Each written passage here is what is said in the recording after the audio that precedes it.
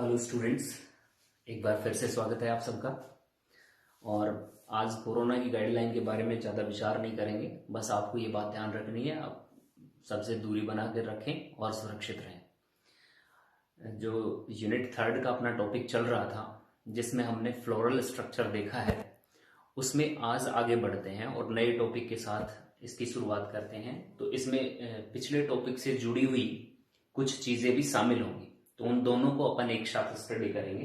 तो आज का अपना टॉपिक रहेगा structure and development of microsporangium, लघु बीजाणु धानी की संरचना एवं विकास। ठीक है, अब इस टॉपिक में को अपन यदि पिछले वीडियो से जोड़ना चाहें तो ऐसे जोड़ सकते हैं। ध्यान दीजिए, जो अपन ने पिछले वीडियो में पढ़ा था वो क्या था, वो ये था कि एक्चुअल में अपने पास पुष्प में दो प्रकार के चक्र पाए जाते हैं, जिनमें पहले प्रकार के चक्र थे सहायक चक्र और दूसरे कौन से थे, आवश्यक चक्र। तो आवश्यक चक्र में हमने ये बताया था, एक तो एंड्रोसियम होता है और दूसरा गाइनोसियम होता है। आज अपन बात करने वाले हैं केवल एंड्रोसियम से संबंधित। तो हम बात करने वाले किसके बारे में, एंड्रोसियम से संबंधित। और एंड्रोसियम को अपन ने क्या कहा है, पुमंग कहा है हिंदी में। इसको क्या बोलते हैं, पुमंग बोलते हैं। ठीक है, और एंड्रोसियम की जो यूनिट होती है, उस यूनिट के बारे में हमने बात की थी। इस यूनिट को हम कहते हैं स्टेमन, या इसको बोलते हैं अपन पुंकेसर। ठीक है, स्टेमन। अच्छा, एक पुंकेसर की संरचना के बारे में अपन ने नॉर्मल सा एक डिटेल लिया था, जिसमें हमने आपको ये बात बताई थी कि भाई इसके बारे में अपन आगे अलग से स्टडी करेंगे। और आज इस टॉपिक को अपन विस्तारित पढ़ने वाले हैं आगे कंटिन्यूटी के हिसाब से। अच्छा, ये हिस्सा क्या कहलाता है भाई, एंथर कहलाता है। ठीक है, एंथर कहलाता है। और ये जो हिस्सा दिखाई दे रहा है अपने पास, एक्चुअल में ये पूरे एंथर में फैला हुआ होता है, लेकिन दोनों को कनेक्ट करने का काम कर रहा है यहाँ पे। ऐसी सिचुएशन में इसको अपन क्या बोलते हैं, कनेक्टिव बोलते हैं। क्या बोलते हैं, कनेक्टिव। और ये अपने पास क्या हो गया भाई, फिलामेंट हो गया। तो तीन चीजें मेरी आपको समझ आई होंगी कि भाई किसी एक स्टेमन में, पुंकेसर में, तीन चीजें मुख्य रूप से पाई जाती हैं। एक फिलामेंट होता है, कनेक्टिव होता है, और एक एंथर होता है। फिलामेंट के बारे में हमने आपको बताया था कि ये जो है एंथर की जो ऊंचाई होती है ना, वो कितना ऊंचाई पे होगा, हाइट, उसका निर्धारण करने का काम करता है। और कनेक्टिव इन दोनों को जोड़ता है, एंथर और फिलामेंट को। और मेन जो स्ट्रक्चर है अपने पास, वो एंथर है अपने पास, जिसको अपन क्या लिख सकते हैं, परागकोश। क्या लिख सकते हैं, परागकोश। तो इस परागकोश या परागकोष्ठ के बारे में अपन को आज स्टडी करनी है एक्चुअल में, और यही अपना मेन टॉपिक है। क्या, structure and development of microsporangium. Actual में हमने बात की थी कि एंथर जो होता है, उस एंथर में ही माइक्रोस्पोरेंजियम बनती है। क्या बनती है, माइक्रोस्पोरेंजियम। और यही माइक्रोस्पोरेंजियम जो है, डेवलप होने के बाद, विकसित होने के बाद, खुद के अंदर पोलन ग्रेन बनाती है। क्या बनाती है, पोलन ग्रेन या परागकण बनाती है। और इन्हीं परागकणों को हम कहते हैं माइक्रोस्पोर। क्या बोलते हैं, माइक्रोस्पोर। तो हम ये कह सकते हैं कि एंथर में माइक्रोस्पोर बनते हैं, और इन माइक्रोस्पोर का निर्माण जिन थैलियों में होता है, उन्हें अपन क्या कहते हैं, माइक्रोस्पोरेंजियम कहते हैं।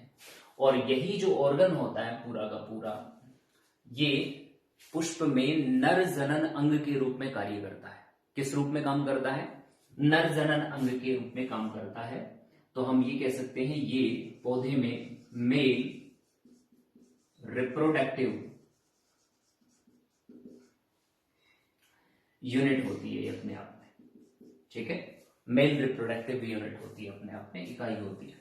तो हम इसके बारे में स्टडी करने वाले हैं। तो हम बात ये करेंगे आज कि एक्चुअल में माइक्रोस्पोरेंजियम का डेवलपमेंट कैसे होता है। तो इनडायरेक्ट वे में एक बात आपको क्लियरली समझ लेनी है, वो क्या है, एंथर का डेवलपमेंट होगा तभी माइक्रोस्पोरेंजियम का डेवलपमेंट होगा, या ये कह सकते हैं माइक्रोस्पोरेंजियम जब डेवलप हो जाती है पूरी तरह से तो एंथर को विकसित माना जाता है।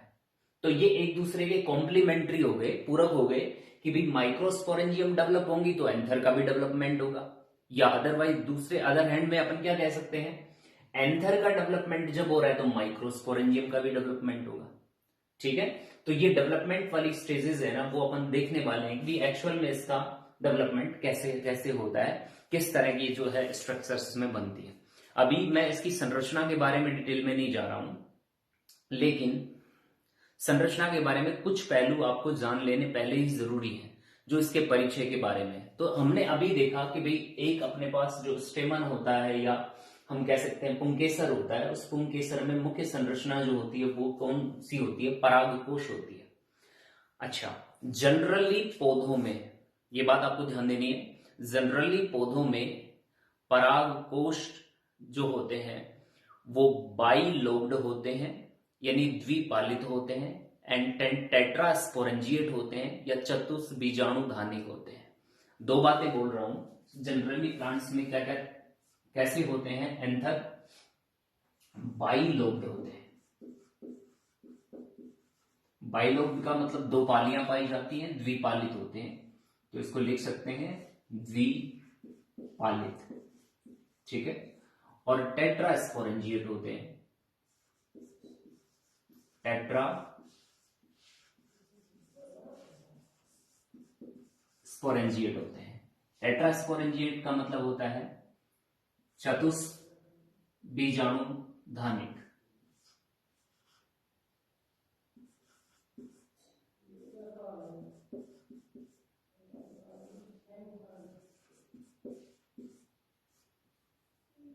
चतुष्बीजाणुधानिक,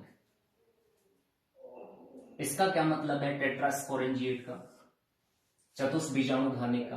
तो इसको एक छोटे से डायग्राम से अपन एलेबोरेट कर सकते हैं, थोड़ा फोकस कीजिए, आपको एक माइनर सा डायग्राम बना के समझाता हूं मैं आपको। यदि एक जनरल एंथर की कटिंग करें तो इस तरह की संरचना बनती है, और ये सेक्शन कटिंग अपन को कैसे करना है, ऐसे करना है, ट्रांसवर्स सेक्शन करना है। इसको अपन क्या बोलते हैं, टीएस बोलते हैं, टीएस काटते हैं इसकी। तो जैसे ही टीएस काटते हैं इस तरह की स्ट्रक्चर बनती है, और इस स्ट्रक्चर में यहां पर अपने पास कौन नजर आता है, कनेक्टिव नजर आता है।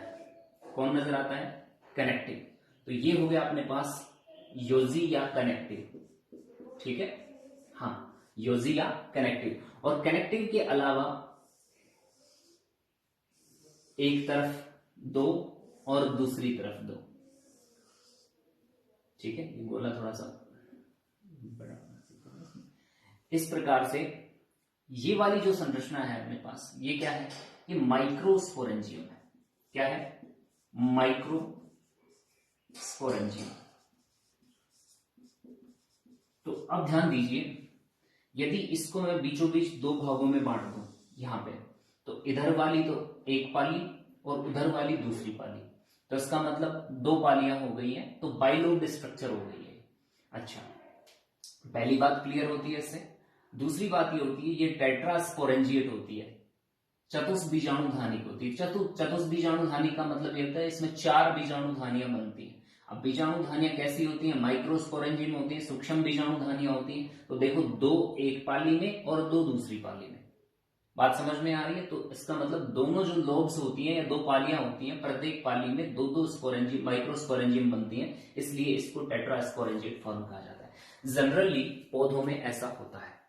ठीक है, लेकिन आपको इसके एक्सेप्शन भी ध्यान रखने हैं, और उन एक्सेप्शन को मैं आपको यहां पे लिख के बताता हूं, थोड़ा सा ध्यान देना। एक तो मालवेशी फैमिली का नाम सुना होगा आपने, किसका नाम सुना होगा, मालवेशी फैमिली। अच्छा, मालवेशी में कौन कौन से प्लांट आते हैं ये बताओ मेरे को। इसके विषय में यदि बात करें अपन, तो मालवेशी में अपने पास प्लांट आते हैं, ये मालवेसी फैमिली है,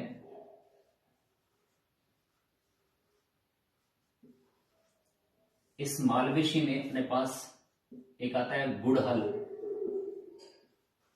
जिसको आप चाइना रोज के नाम से जानते हो, ठीक है।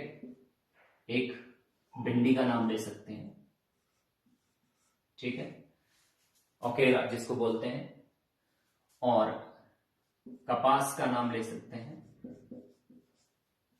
इन सभी प्लांट्स में जब एंथर का डेवलपमेंट होता है, तो पहली बार जब एंथर डेवलप होता है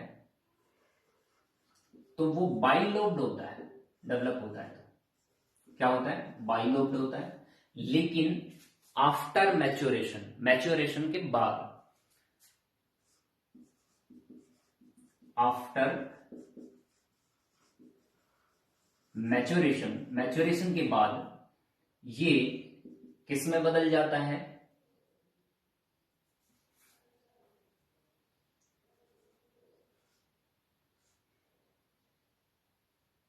मोनोलोब्ड हो जाता है, ये कह सकते हैं, मोनोलोब्ड हो जाता है। अच्छा, इस बाइलोब्ड के लिए और मोनोलोब्ड के लिए एक अलग से बोटनिकल मीनिंग है, इसको बोलते हैं मोनोथीकस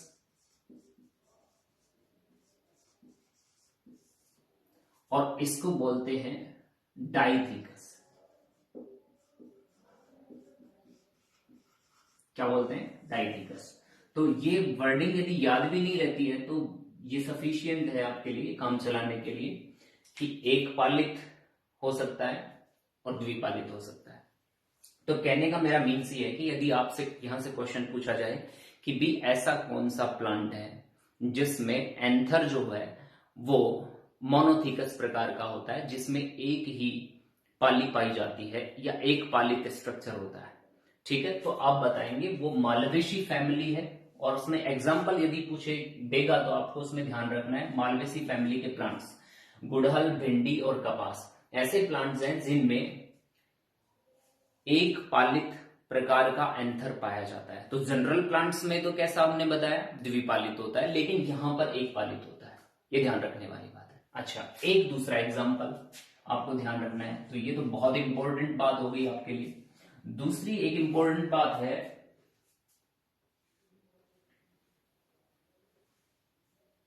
वो है एक पैरासाइट प्लांट है भाई, पैरासाइट प्लांट है, सॉरी, पैरासाइट प्लांट है, परजीवी पादप है, जिसका नाम है आर्सीथोबियम। क्या है, आर्सीथोबियम। एक परजीवी पौधा होता है जिसमें केवल एक ही बीजाणुधानी मोनोस्पोरेंजिएट होता है, यानी एक ही बीजाणुधानी डेवलप होती है, केवल एक बीजाणुधानी। तो आपसे पूछा जा सकता है दूसरा क्वेश्चन ये कि भाई किस पादप में, एंथर में केवल एक ही बीजाणुधानी होती है, तब आप एग्जांपल देंगे कौन सा, आर्सीथोबियम। और यदि आपसे पूछा जाए कि भाई एक पाली किसमें पाई जाती है, तब आप बताएंगे मालवेशी फैमिली में पाई जाती है। तो मेरे हिसाब से दो क्वेश्चन आपके कंप्लीटली क्लियर हो गए, ठीक है। तो ये बेस्ट दो एग्जांपल आपको ध्यान रखने, यहीं से क्वेश्चन बनने की संभावना है, ठीक है। चलिए आगे बात करते हैं। तो मेरे हिसाब से ये आपको कंसेप्ट बैठ गया होगा दिमाग में कि भाई इस जो एंथर है उस एंथर के अंदर किस किस तरह की संरचनाएं पाई जाती हैं। तो यहाँ पे ये चीजें आपको देखनी है कि भाई ये इस तरह का स्ट्रक्चर बनता है, तो ये इस तरह का स्ट्रक्चर कैसे डेवलप होता है, उस डेवलपमेंट को ही अपन ने क्या लिखा है, माइक्रोस्पोरेंजियम का डेवलपमेंट लिखा है। और इसी के डेवलपमेंट को देखेंगे कि ये कैसे विकसित होता है, ठीक है। बने रहिए वीडियो के साथ। अभी देखते हैं इसका डेवलपमेंट कैसे होता है।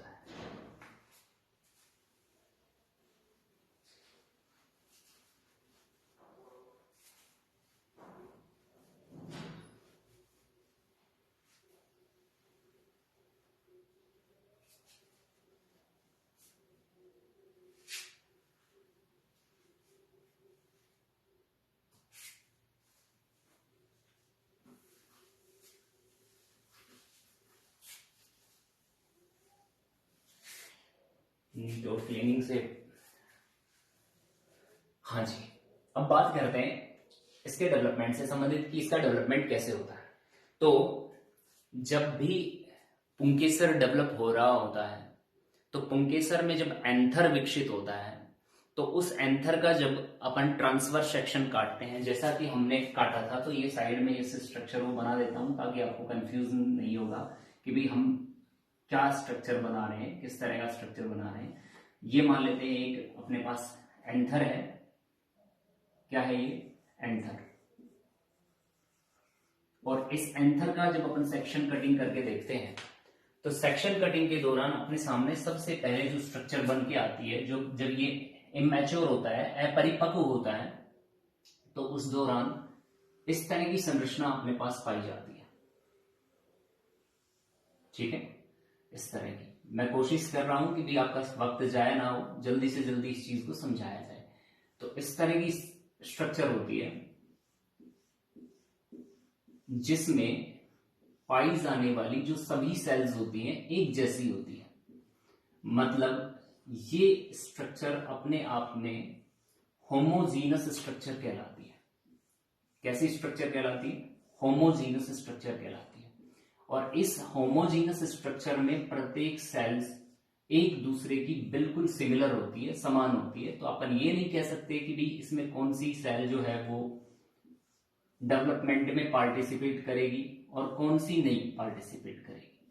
ठीक है, अब इस तरह की स्ट्रक्चर जो पाई जाती है, प्रेजेंट होती है, तो यहां पे ध्यान देने वाली बात है, इस स्ट्रक्चर को अपन जो है वो दो भागों में डिवाइड कर सकते हैं। आउटर पार्ट जो होता है, ये सबसे बाहरी भाग होता है, जो एंथर का जो सबसे आउटर एरिया होता है, वो वाला भाग अपन को पता है एपिडर्मिस कहलाता है। क्या कहलाता है? एपिडर्मिस, जो ऑलरेडी डेवलप होता है जब एंथर डेवलपमेंट हो रहा होता है। ठीक है, अच्छा, एपिडर्मिस के ठीक नीचे वाले भाग में जो लेयर प्रेजेंट होती है, मतलब सेकेंड लेयर जो होती है, उसको अपन हाइपोडर्मिस के नाम से जानते हैं। किस नाम से जानते हैं? हाइपोडर्मिस के नाम से जानते हैं। अब इसको स्टार लगा लो और आप ध्यान रखना इस बात को कि मैंने ये हाइपोडर्मिस पे स्टार क्यों डाला है। इसलिए डाला है क्योंकि माइक्रोस्पोरेंजियम के डेवलपमेंट में हाइपोडर्मल सेल्स ही भाग लेती हैं। कौन सी कोशिकाएं भाग लेती हैं? अधस त्वचा की कोशिकाएं या हाइपोडर्मल सेल्स भाग लेती हैं। और जब हाइपोडर्मल सेल्स भाग ले रही हैं, तो ध्यान दो, मैं बोल रहा हूं हाइपोडर्मल सेल्स, इसकी कोशिकाएं भाग लेती हैं। और सेल्स लिखा है मतलब बहुत ज्यादा कोशिकाएं होती हैं या एक से ज्यादा, दो या अधिक सेल्स होती हैं, वो पार्टिसिपेट करती हैं। जब यह दो या अधिक सेल्स पार्टिसिपेट करती हैं तो अपन जानते हैं इस प्रकार का बीजाणुधानी विकास या इस प्रकार का स्पोरेंजियम डेवलपमेंट जो होता है वो यू स्पोरेंजिएट डेवलपमेंट कहलाता है। कैसा कहलाता है? यू स्पोरेंजिएट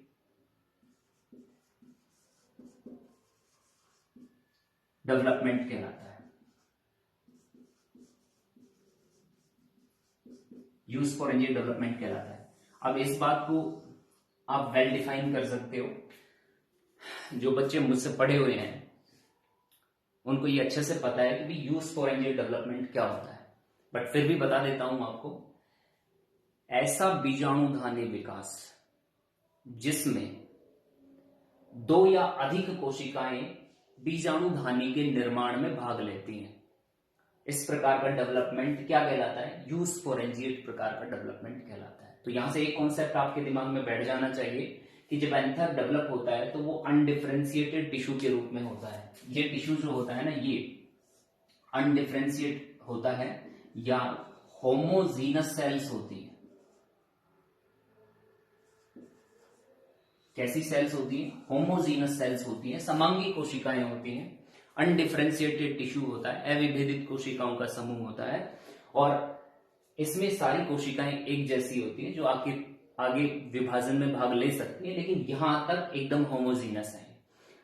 अब बात आती है कि भी हाइपोडर्मिस की सेल्स पार्टिसिपेट करेंगी, तो जब हाइपोडर्मिस की सेल्स पार्टिसिपेट करेंगी तो अब बात कर लेते हैं अपन हाइपोडर्मिस की सेल्स के बारे में कि वो हाइपोडर्मिस की सेल्स कौन कौन सी हैं जो पार्टिसिपेट करेंगी और उन्हें क्या कहते हैं। तो डेवलपमेंट का जो सेकेंड पार्ट होता है वो इस तरह से विकसित होता है, ध्यान देना।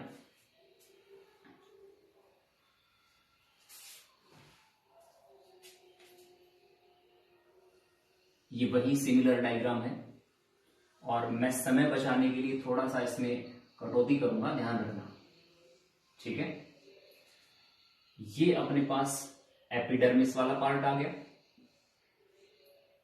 सिमिलर, ठीक है। इसको तो बना ही देते हैं।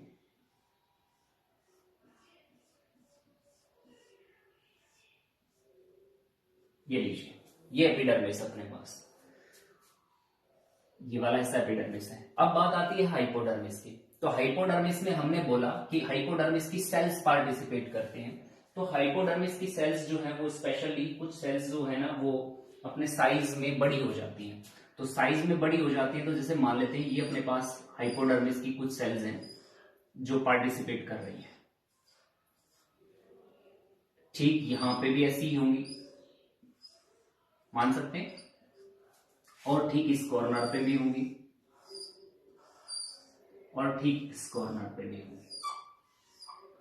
तो दो या अधिक सेल्स है ना वो प्रत्येक भाग में पार्टिसिपेट करने का काम कर रही है, ये क्लियरली अपन को पता चल रहा है। और हाइपोडर्मिस की कोशिकाएं जो हैं वो कोशिकाएं जो माइक्रोस्पोरेंजियम के डेवलपमेंट में भाग लेती हैं, फूड को स्टोरेज करती हैं, खाने का संग्रह करती हैं और आकार में बड़ी हो जाती हैं। और ऐसी सेल्स जो है आर्की स्पोरियल सेल्स कहलाती है, आर्की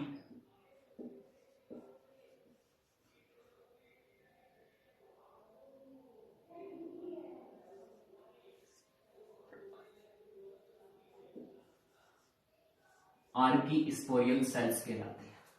तो अब यहाँ पे ध्यान देने वाली ये बात है कि भी बहुत दो या अधिक सेल्स पार्टिसिपेट कर रही हैं तो इसलिए ये डेवलपमेंट कैसा होता है, यूस्पोरेंजिएट होता है। तो नॉर्मली हम ये कह सकते हैं कि भी अनडिफरेंशिएटेड टिश्यू के चारों कॉर्नर के ऊपर हाइपोडर्मिस की कुछ कोशिकाएं भोजन का स्टोरेज कर लेती हैं। स्टोरेज करने के बाद वो आकार में जनरल सेल्स जो होती हैं उनसे बड़ी हो जाती हैं, साइज में इंक्रीज हो जाता है साइज इनका, और ये आर्की स्पोरियल सेल्स कहलाती हैं या इन्हें बीजाणुधानी प्रारंभिकाएं कहा जाता है। क्या कहा जाता है, बीजाणुधानी प्रारंभिकाएं कहा जाता है। अब नेक्स्ट जो डायग्राम अपन पढ़ने वाले हैं इसके बाद वाला, तो अब ध्यान दो, जैसा इसमें होगा वैसा ही इस वाले भाग में भी होगा, वैसा ही इस वाले भाग में भी होगा और इस वाले भाग में भी होगा।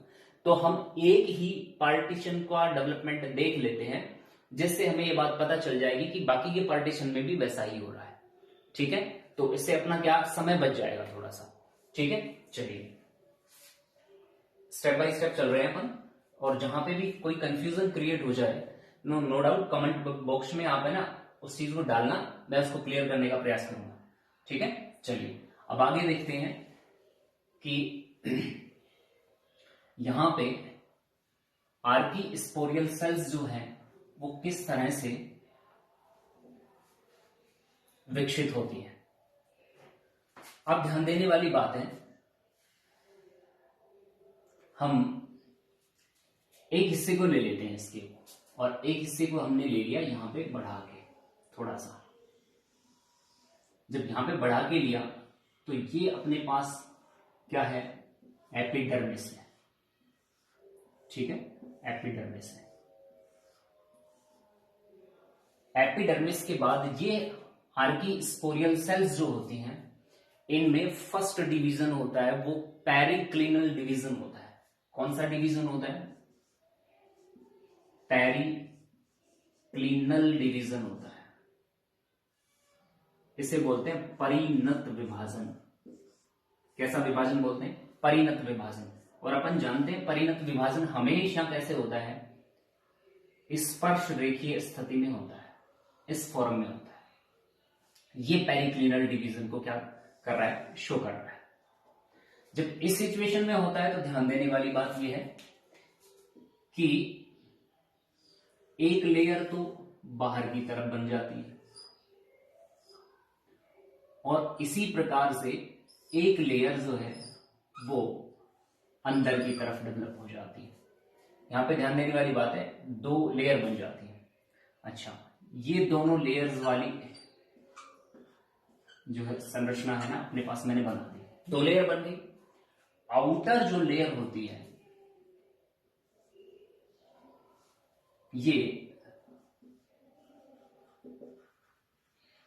प्राइमरी पैराइटल लेयर कहलाती है।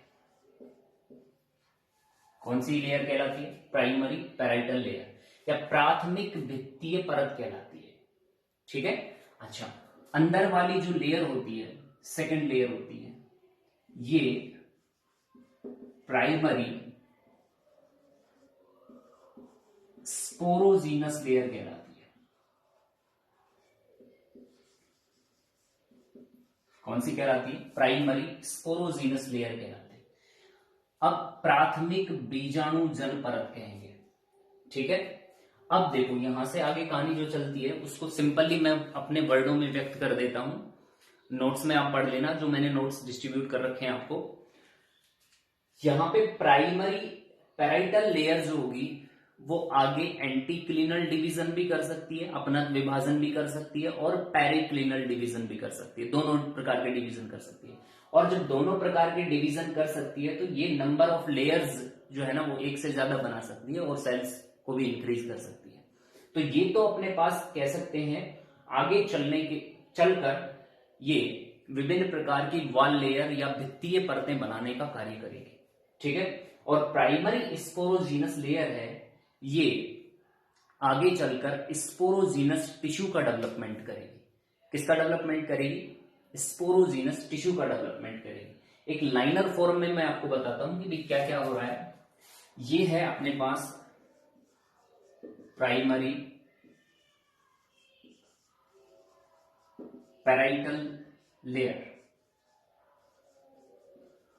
और ये आगे विकसित होकर विभाजन करके 2 परतें बनाती है मुख्य रूप से, और कभी कभी 3 परतें भी बना सकती है। जिसमें ध्यान देने वाली बात है, सबसे आउटर परत होती है वो एंडोथीसियम कहलाती है।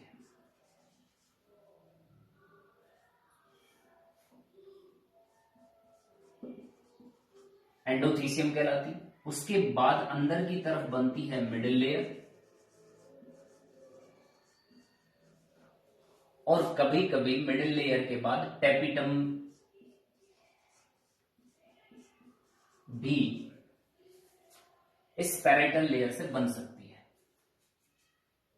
ये व्यवस्था हो गई। अच्छा, प्राइमरी स्पोरोजीनस लेयर का काम देख लो।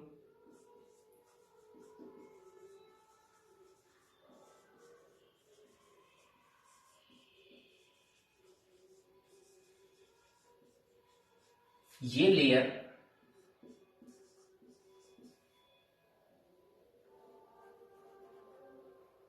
स्पोरोजीनस टिश्यू बनाती है।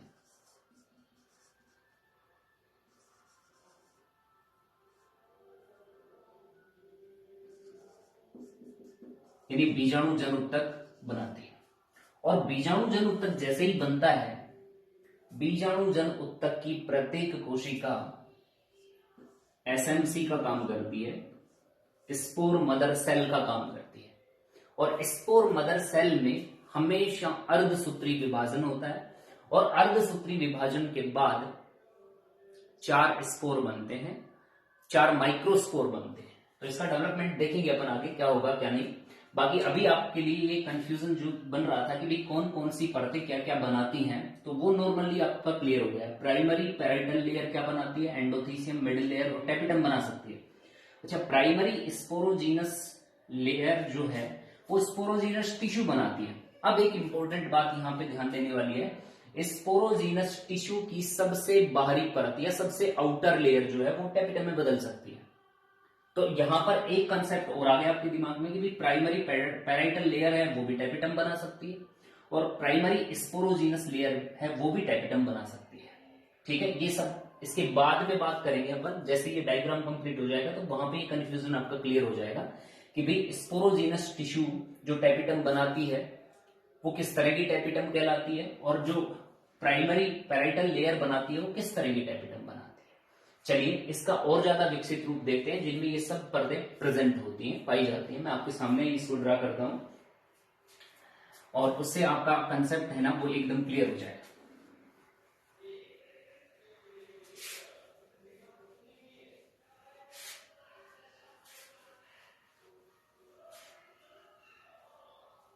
अब यहां पे ध्यान देने वाली बात है,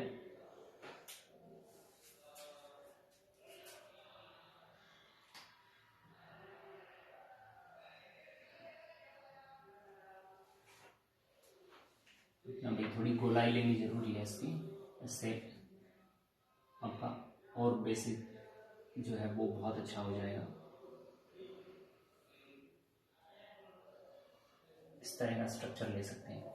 तो यहां पे ये अपने पास जो परत बन रही है ये अपने पास आपकी एपिडर्मिस है। कौन सी परत है ये? एपिडर्मिस, ठीक है। अच्छा, एपिडर्मिस के बाद एक जो परत पाई जाती है उसे हम कहते हैं एंडोथीसियम लेयर। कौन सी लेयर बोलते हैं? एंडोथीसियम लेयर बोलते हैं। ये लीजिए एंडोथीसियम बन गई। एंडोथीसियम के बाद जो भी परत पाई जाती है उसको अपन मिडिल लेयर के नाम से जानते हैं। किस नाम से जानते हैं? मिडिल लेयर के नाम से जानते हैं, मध्य परत के नाम से जानते हैं। और मध्य परत जो है, मिडिल लेयर जो है, वो पूरी तरह कवर की हुई रहती है माइक्रोस्पोरेंजियम को। ये ध्यान देने वाली बात है। बाकी ये दोनों परतें पूरी तरह कभी भी माइक्रोस्पोरेंजियम को कवर नहीं करती है, ठीक है। और मिडिल लेयर जो है वो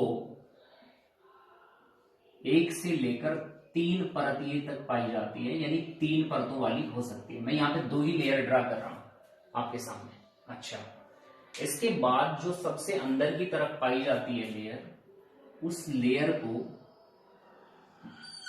मैं रेड कलर की लाइन से ड्रा करूंगा। ये रेड सेल्स होंगी सारी की सारी। कैसी सेल्स होंगी? रेड सेल्स होंगी। और इन रेड सेल्स को अपन टैपिटम नाम दे सकते हैं। क्या नाम दे सकते हैं? टैपिटम। अच्छा, टैपिटम के अंदर की तरफ यहां पर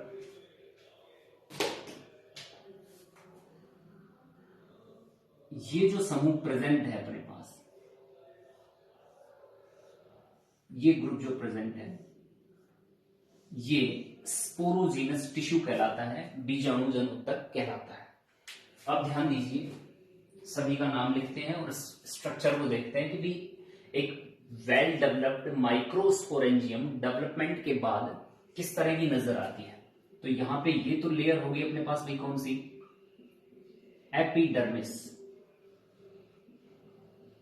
ठीक है, बाह्य त्वचा। इसका नाम हमने क्या दिया? एंडोथीसियम।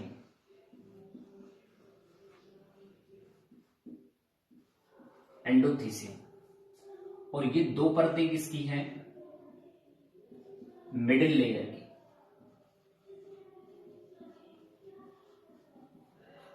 मध्य परत की।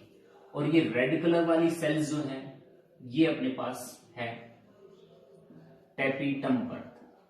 कौन सी परत है? टैपिटम। और बीच में जो सेल्स प्रेजेंट हैं अपने पास, ये वाली, इसको बोल रहे हैं अपन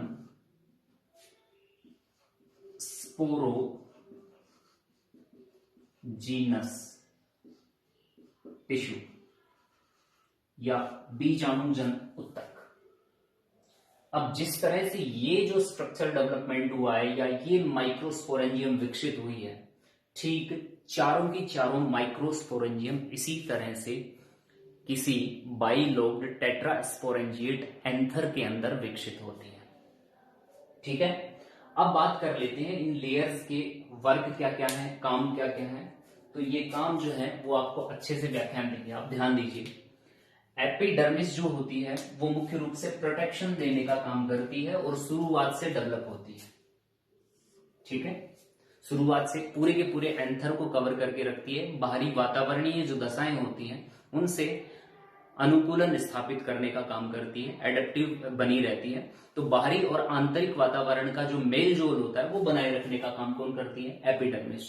और बाह्य आघातों से रक्षा करती है, और जैसी भी वातावरणीय दशाएं रहती हैं, चाहे अनुकूलित हो चाहे प्रतिकूलित हो, उन सबको सहन करने का काम कौन करती है, एपिडर्मिस करती है, ठीक है। अच्छा, उसके बाद प्राइमरी पैराइटल लेयर से बनी हुई जो संरचना होती है वो एंडोथीशियम होती है।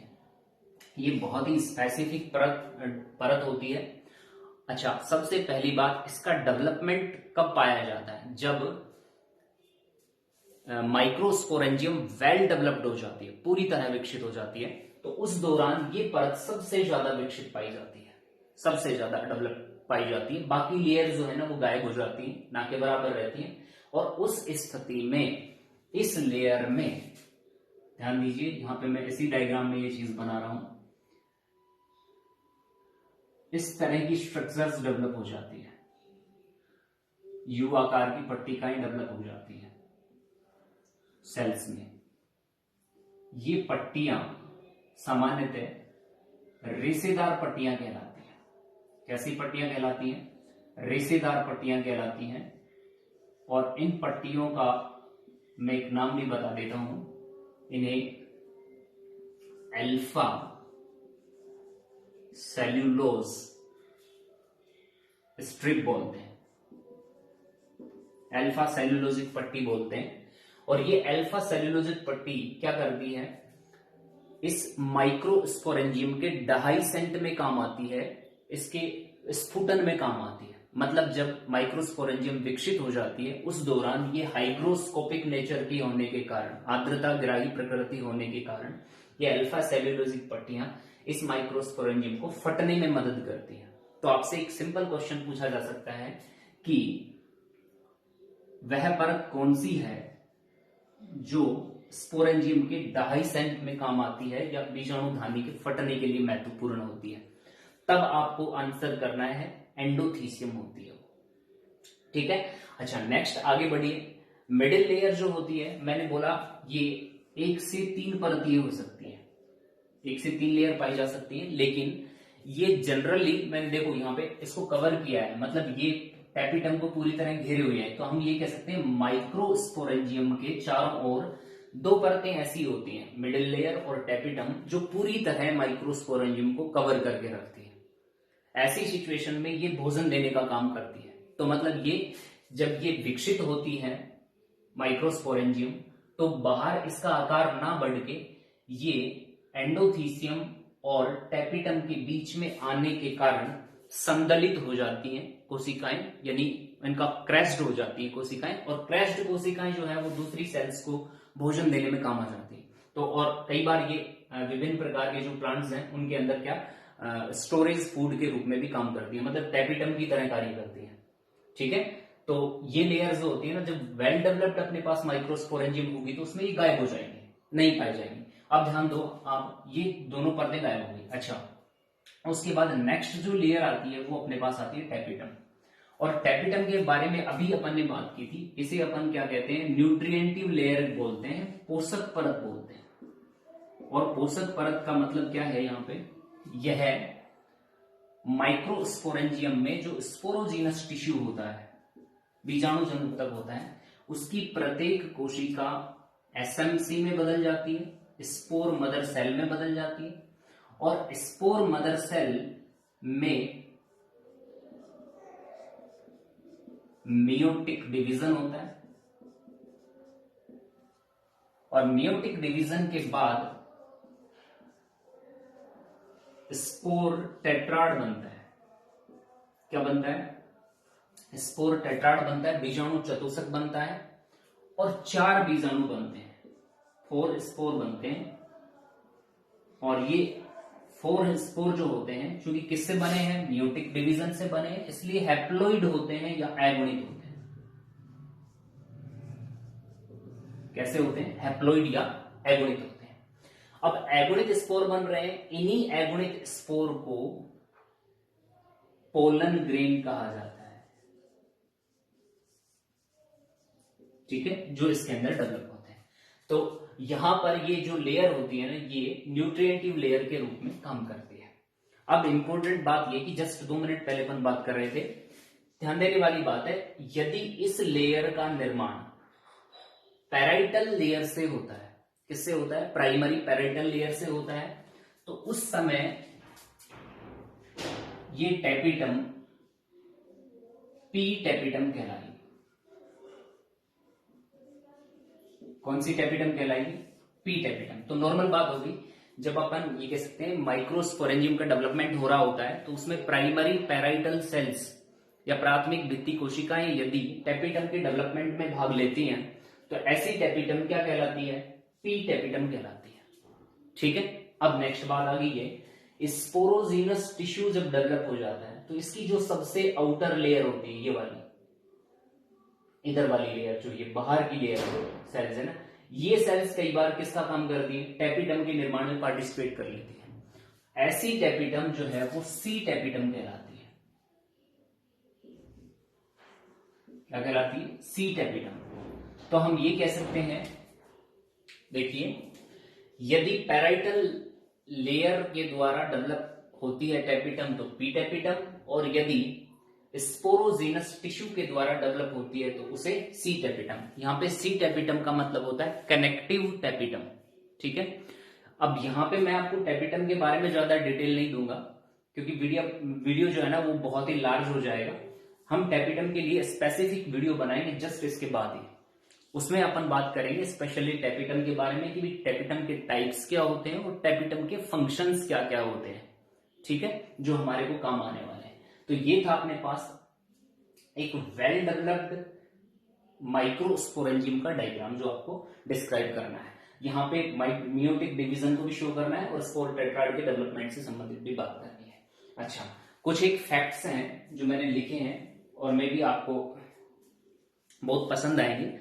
सबसे पहला फैक्ट आपको ध्यान क्या देना है, जो ये लिखवा ही देता हूं, आपको ध्यान रह जाएंगे, ठीक है। इस डायग्राम को थोड़ा मिटा देता हूं, स्क्रीनशॉट ले लिया करो जब भी मौका लगे तभी, ठीक है। ये आपके लिए महत्व की चीजें हैं।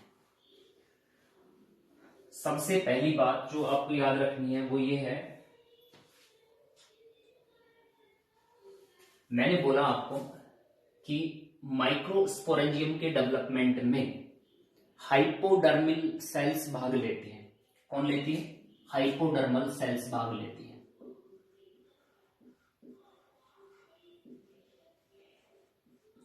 जस्ट वीडियो को यदि शुरू ध्यान से देखा होगा तो ये चीज आपको ध्यान आएगी।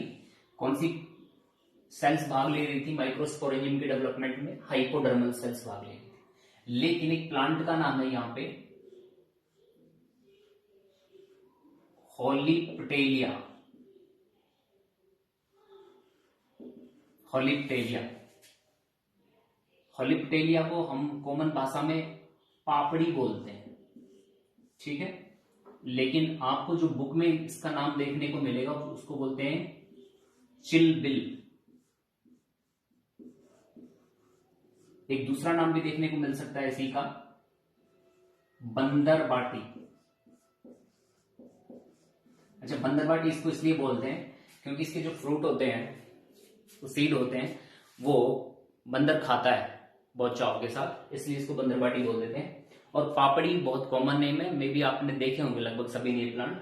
तो चिलबिल, पापड़ी या बंदरबाटी में जो हाइपोडर्मल की सेल्स होती है ना, वो पार्टिसिपेट नहीं करती है। तो कौन करता है? हाइपोडर्मिस के नीचे की कोशिकाएं जो है वो पार्टिसिपेट करती हैं। तो ये स्पेसिफिक बात हो गई, हाइपोडर्मिस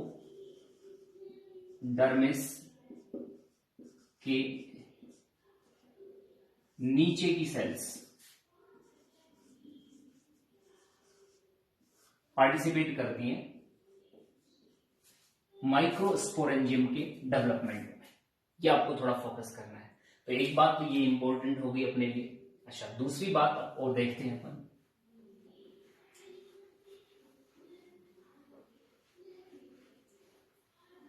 ये फैक्ट हैं जो आपको ध्यान रखने हैं और ये आप मुझे बता देंगे और उसे अलग बना देंगे। अच्छा, अभी मैंने बोला एंडोथीसियम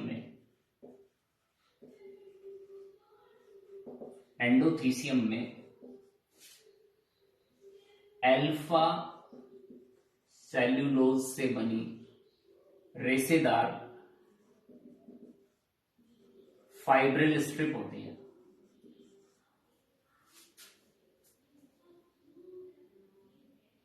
फाइब्रिल स्ट्रिप होती है, ये अल्फा सेल्यूलोजिक पट्टियां होती हैं। यहां पे जो प्लांट्स के नाम मैं बताने वाला हूं, जैसे एक तो आपको याद रखना है शकरकंद,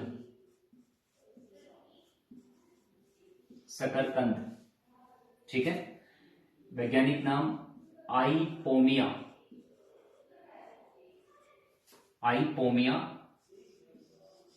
बटाटास, क्या बोलते हैं, आइपोमिया बटाटास, शकरकंद में। और एक दूसरा एग्जांपल है केला, म्यूजा पैराडीजिएका,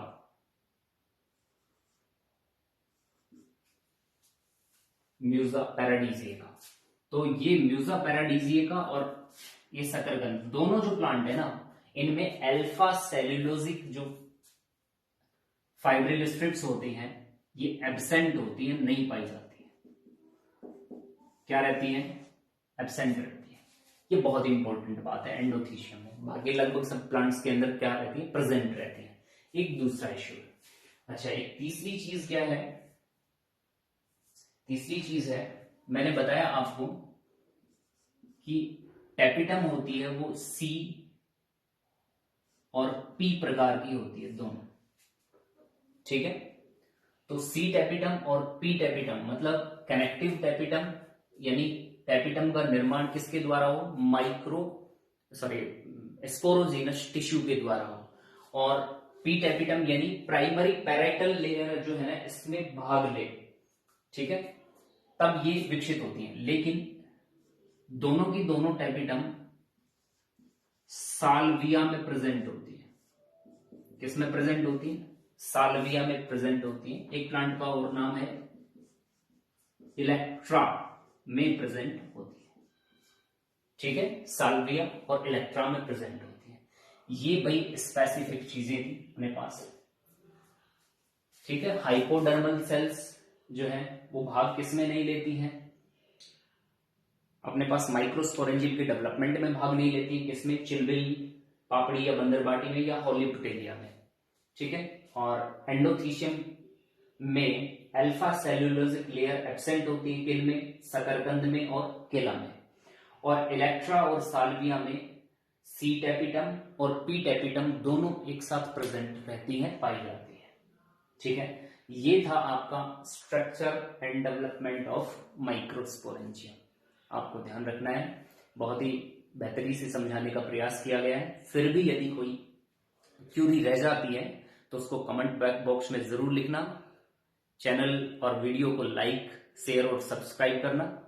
थैंक यू सो मच। मिलते हैं नेक्स्ट वीडियो में।